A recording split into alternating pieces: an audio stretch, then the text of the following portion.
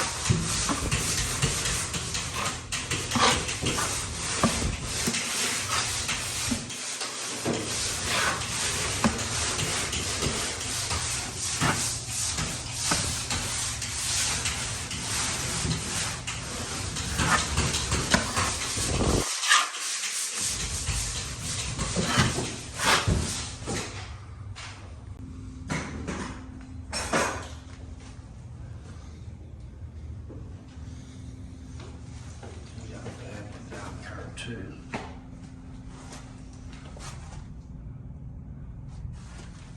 So, Yes.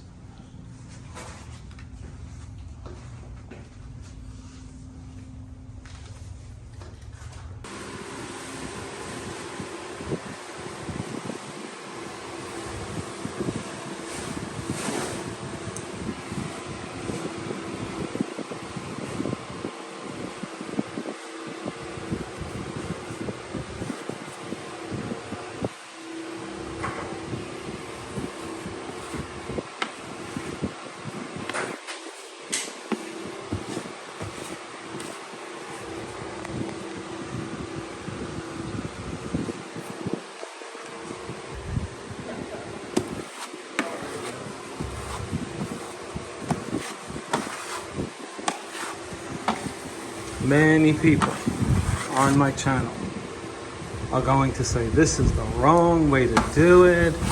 They're going to completely ignore the opening remarks to this video. They're going to completely ignore all of the other things in this video that suggest that this is completely okay to do.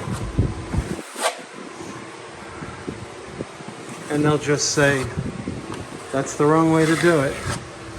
But I will tell you, I have 12 videos on my channel that show you how to fix a hole. You can go on YouTube and find the same thing on everybody's channel.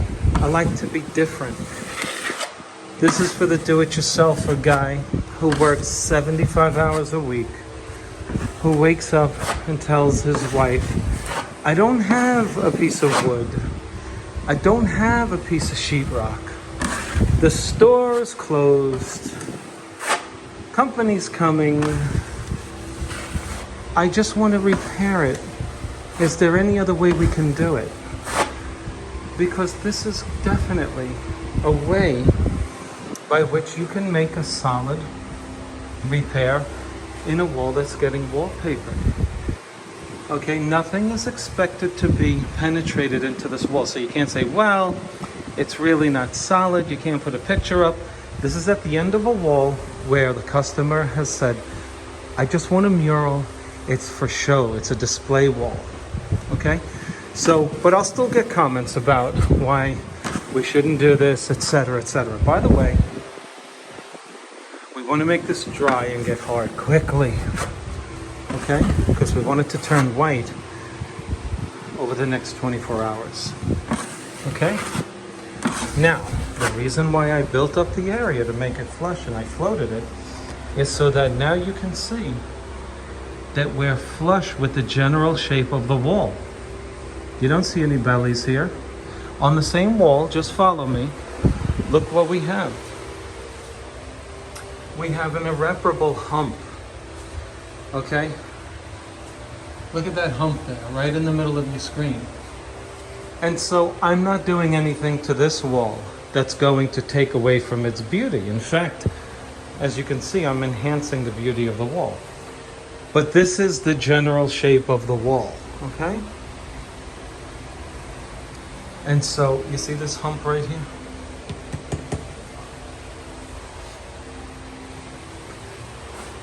So, for those of you who are watching, that's the repair on the wall described in this video. Okay? That's the adjacent wall.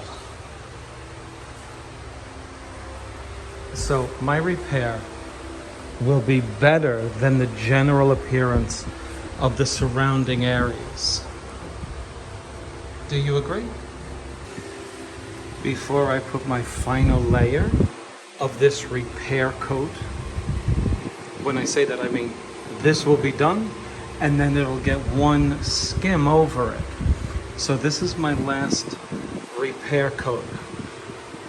I put a crisscross layer of mesh extending doubly.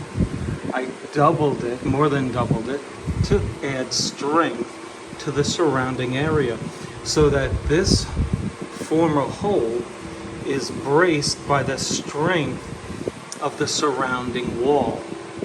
Think about a child who jumps into a blanket held by a bunch of friends around the blanket.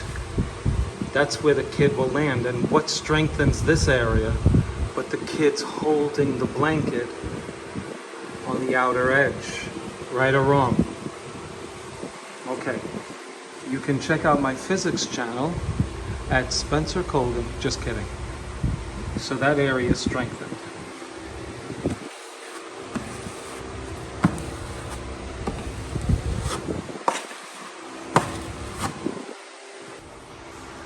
On this part of the repair, you want to pay more attention to the outskirts of the repair. than you want to in the center. Why is that? So that, have you ever gone to the Grand Canyon? Where are you safe? If that's the canyon, are you safer here or on the edge? So we're building up the edge, making it look pretty now, so that we have a flush reference point. What do I mean by that? We will have a flush reference point aside to which we will build up the center. So if our surrounding area is floated out nicely and smooth, we can then bring the filler toward the center on the next coat so that everything is flush with the surrounding area. Okay? Spencer, what did you use to patch it? Well, if you want to know, leave a comment in the section below. Before we let the repair fully dry, this was put on just about 10 minutes ago. It's certainly not fully hard yet, and you can tell it's not cured. It needs to get white. Anyway, I'm going to put topping compound on top of the repair to now do what's called a skim coat. Let's do it.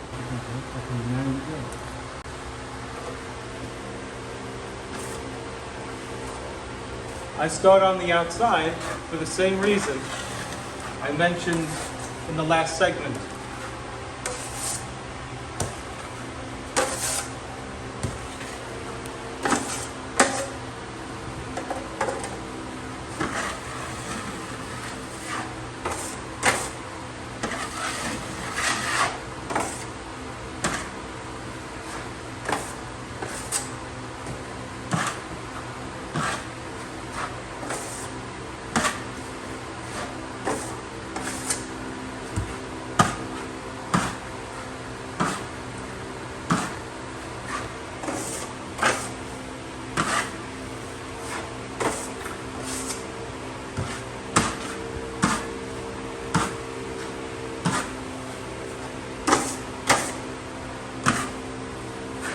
At this stage, we're not building up the wall.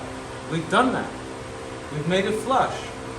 We've joined the perimeter of the canyon at the same level, floating it from the edge of the existing onto the repair. So it's a gradual increase in depth. And now, we're just filling it all in.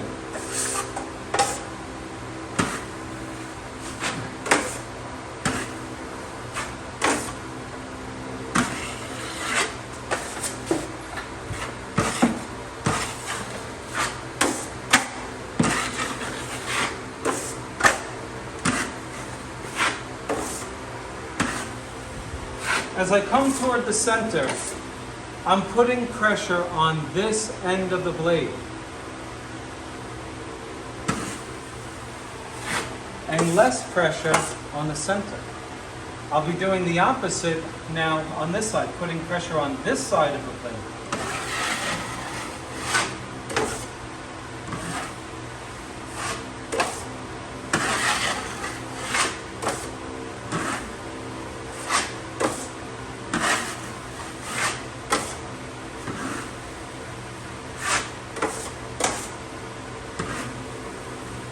And when I get to the center, right here,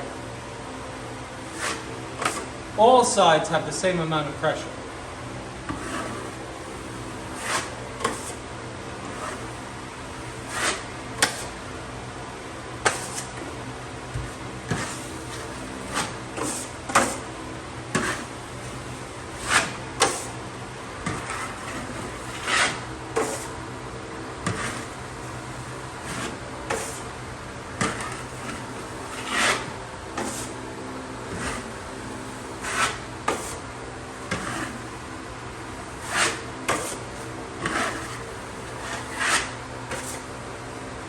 When we began, our repair was no bigger than 3 inches wide by 5 to 6 inches long.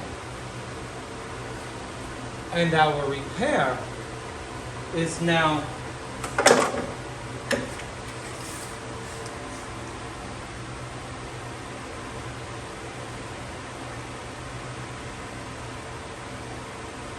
"22 inches above, 22 inches below,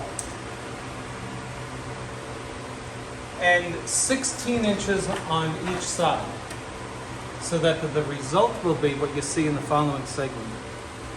Okay.